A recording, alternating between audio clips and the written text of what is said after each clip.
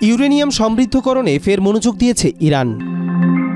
Tehran শিগগিরই আবার uranium সমৃদ্ধকরণ শুরু করতে পারে বলে জানিয়েছে ইরানের পররাষ্ট্রমন্ত্রী আব্বাস আরাকচি। সিবিএস নিউজকে দেয়া এক সাক্ষাৎকারে তিনি বলেন, যুক্তরাষ্ট্রের সঙ্গে পরমাণু আলোচনা পুনরায় শুরু করার আগে তেহরানকে সময় ও আস্থার প্রয়োজন।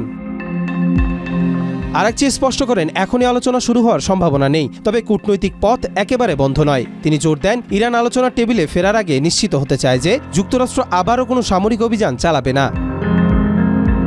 সম্প্রতি ইসরায়েল 12 দিনব্যাপী ইরানের পারমাণবিক স্থাপনায় ধারাবাহিক হামলা চালালেও তা ইরানের পরমাণু সক্ষমতায় বড় ধাক্কা দিতে ব্যর্থ হয়েছে বলে দাবি করেছে আরাকচি।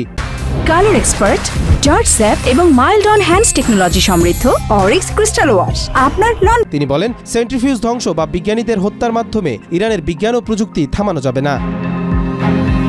তার মতে ইরান এই খাতে আবারও অগ্রসর হওয়ার মানসিকতা ও দক্ষতা রাখে। যুদ্ধের ক্ষয়ক্ষতি কাটিয়ে দ্রুত ঘুরে দাঁড়ানো সম্ভব বলেও আশাবাদ প্রকাশ করেন তিনি আরও জানান, ইরানের পরমাণু কর্মসূচি এখন দেশের মর্যাদা ও আত্মপরিচয়ের প্রতীক হয়ে দাঁড়িয়েছে, ফলে জনসাধারণ সহজেই পথ থেকে সরে আসবে না।